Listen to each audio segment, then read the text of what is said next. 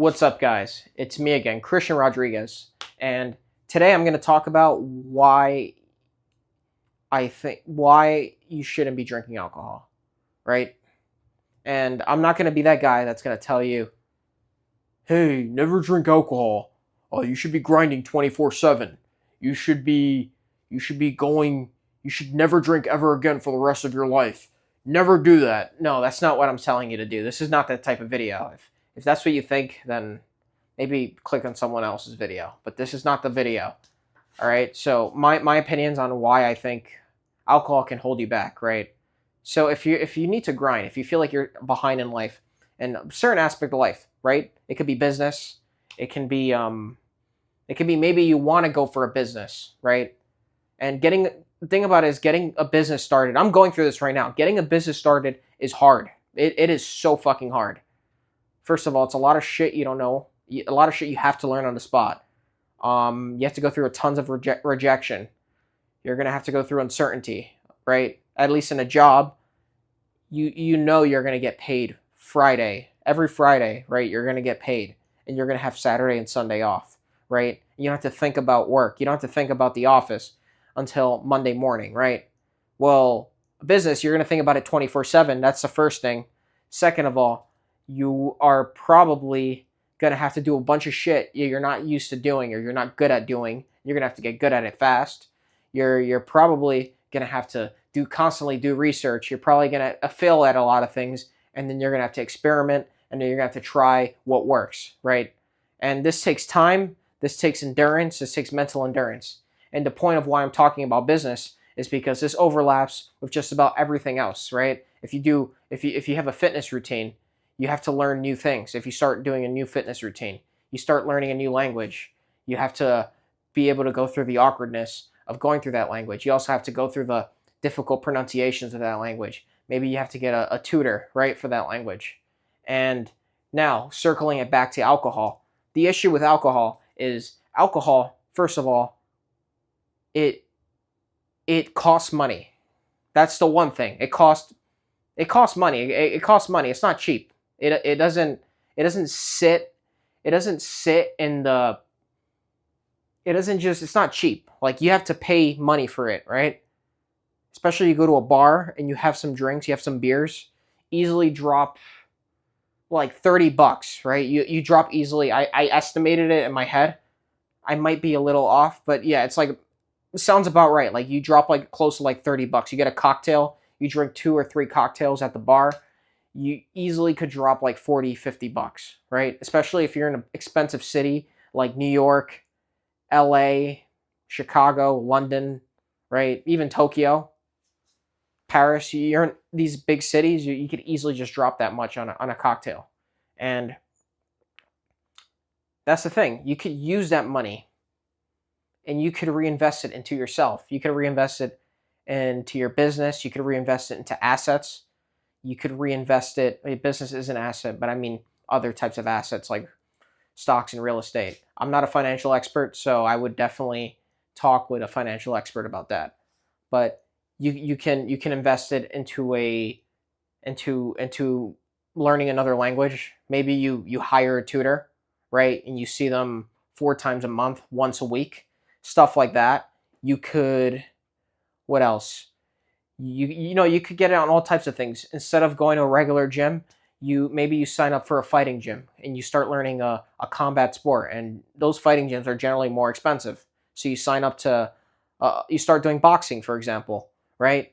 Now you're reinvesting to boxing. You reinvest in some equipment. Sorry, you start reinvesting into some equipment, and now that equipment is benefiting you, right? Now I mean not the equipment. Now the gym is benefiting you. Now it's giving you a long-term ROI, and you're able to hit the gym. And you're in better shape. You know how to fight. You know how to protect the people you love, right, and yourself. So there's long-term ROIs, right, to doing this from not drinking alcohol, right? And this is what I'm talking about when you're in a self-improvement journey, right? And you feel like you're behind. If you're on a trip to say you're in a winery in Bordeaux, France, and or you're in some sort of like really cool, unique winery, right, in Europe, and Porto, right? Of course, have a glass of wine. That's not what I'm saying. I'm not saying don't ever drink. I'm not going to be one of those guys and tell you to drink. I think that's a little bit too much because listen, I haven't had a drink in over a year. Yeah, I haven't had a drink in the last like 13 months ago. I haven't had a drink, right? It was over a year, and it was when I was in Japan on a trip, right? I had sake. I'm pretty sure that was the last alcoholic drink I had. And honestly, I'm not missing out on much. I'm really not. I go to these networking events. I watch people drink alcohol to feel confident. Actually, I'm gonna get into that too. So another thing that people use alcohol for is escapism, right? They use it to feel better, to not feel, maybe to feel better about the shitty situation that they're in. So they'll drink because hey, alcohol can be fun. I'm not gonna say it's not. It can be fun. So they'll use it for that. They'll use it to approach that beautiful girl, right, at the bar. They'll use it for to have fun at they'll use it at music festivals or something, right? They'll use it at networking events like the one I'm about to go to. You know, people like drink alcohol at networking events. And there's nothing wrong with alcohol, but what I notice is a lot of people like I could read body language, right? I studied it a little bit so I could get better at it, but I also like notice after studying it, I also notice body language of other people. And a lot of people like would be at networking events and they'll be like this, or they'll be like, "Hey, how you doing? How you doing? My name is John. My name is Christian. I'm like it's very uncomfortable." And I remember I'm sitting there and I'm just like I feel like I have to like stir the room a little bit. I remember I got there early and there was like 5 people and most of the people looked very uncomfortable and I had to like get everyone like lightened up. And everyone like naturally looked at me because of my body language, right? And then people like that's why people start drinking at these events because they're uncomfortable. And I get it. They are uncomfortable, but I think because I did sales, I'm able to deal with that discomfort, even though it's uncomfortable and I could go do it. I'll grab a drink, but it'll be water or seltzer water, club soda, like the bubbly water. But it's always water. It's not. I'm not drinking vodka or something. And it's it's people like drink to escape discomfort. I personally think you need to go head on to the discomfort. Get used to the discomfort because if you rely on alcohol to face discomfort, what's going to happen is you're going to be dependent on it. And then when you don't have it, you're going to feel like a nobody. You're going to feel like, oh, you're not having fun. It's not great. I've had friends like this. This is another reason why I cut certain people off because they were the type that they couldn't deal with discomfort. They were like, I have to get fucked up to do this. And I can't be around people like that anymore. Right? And it's just very trashy. It's a very trashy thing to do to to be in those types of environments and you're around the you're around people who just want to get drink to get fucked up and escape their discomfort or their shitty lives. Let's be honest, right? And when you have like a mission, you have a goal, you can't slow yourself down. At least in the beginning, right? At least early on. That's why I don't drink because I wanna reach like a certain level of success with my life. I want to reach a certain level of success. Am I saying I'm never gonna drink again? No, I'd be lying to you if I said that. I will drink again, and what the way I see it is, why not have like a bottle of Krug at a Michelin star restaurant in Dubai or something, right? Something like that. Obviously, I'm just throwing shit out in my head, but why not have something amazing like that?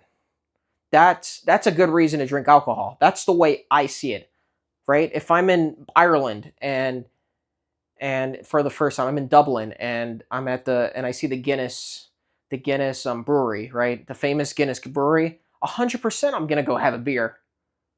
Don't tell me I'm not gonna have a beer. 1,000% I'm gonna have a beer. If I'm in Edinburgh in Scotland and I'm outside the Johnny Walker Distillery, 100% I'm gonna go in and I'm gonna have some whiskey, or I'm gonna have some scotch, right? If it's Oktoberfest in Munich and I happen to be there, I'm gonna have some beers. I'll probably have a few, right? And the point is, it's I don't want to say there's a balance because the balance is kind of I don't want people to think misconstrue what I say and then think, oh yeah, if you drink on Saturday then you should be good. No, you shouldn't. It's not good. You should not be drinking on Saturday. First of all, it's going to add up. If you're drinking every weekend, like even just Saturday, right, and you do that every Saturday for a year, and it's just Saturday, forget about every other day. You're being responsible, right? First of all, you're going to be hungover Sunday. You're not going to do anything Sunday. You probably won't go to the gym. You probably won't work on your goals, right? You probably won't be present, or you'll be kind of lazy, right? Even for like family or like your girlfriend or your wife, you're not going to be ready for them, right? You're going to be too hungover. You're not going to want to do anything. So it's not like you're benefiting them. And then the second thing is it adds up like compound interest, right? Like I talk about social media, like me posting, this is like compound interest that you don't see too much. And then years down the line, you start seeing things. It's the same thing with alcohol. It adds up. It starts off very like minimal, like very little. And then years go by, maybe like a year goes by, you're a little bit heavier, but it's nothing crazy. You have more body fat, but you're still like, you look, maybe you hit the gym, so you still look lean. And then maybe 2-3 years go by, you're starting to get a little chunky, but it's not that bad. And then 5 years go by and you look fat. You look out of shape. You look like you look like a shell of your former self, right? That's what happens to most people. And alcohol adds up like that. And that's not what I'm saying. I'm not saying never drink, but I'm saying don't drink every weekend either, because that's a killer of that. There's no benefit to that, right? Like save it for occasions. That's what I do. I just save it for occasions. Right now, I'm in the season of my life that I am drinking zero alcohol, right? And that's the thing. If you're in your self-improvement journey, right, and you feel like you're behind, you need to catch up in some sort of thing you need to catch up in, right? It could be just you need to make more money, right? You need your business to get off the ground, right? Because getting a business started is difficult, like as I mentioned earlier in the video, right? And you need to get that shit done, right? Or you just need to have a gym journey, right? Because you were fat. I think you need to cut it off completely, right? Cut it off, wait for yourself to get into a far better position, right? And then you might even have a better version of alcohol, right? You might have the best alcohol. You might have it in the best location among the best people, right? And then it's more valuable, it's more memorable, the alcohol, right? It's not like you just drinking at a freaking bar in a local bar, getting drunk, having beers. That's not really memorable, because it's a thing that most people do, right? But if you're having it like you're having it in Paris, you have a view of the Eiffel Tower, and you're having some really good French champagne, right? I've been learning French, so I'm very into the French culture. But yeah, I'm going to leave it at that. Thank you guys so much for watching. Subscribe. I'm going to keep creating more content, and take care.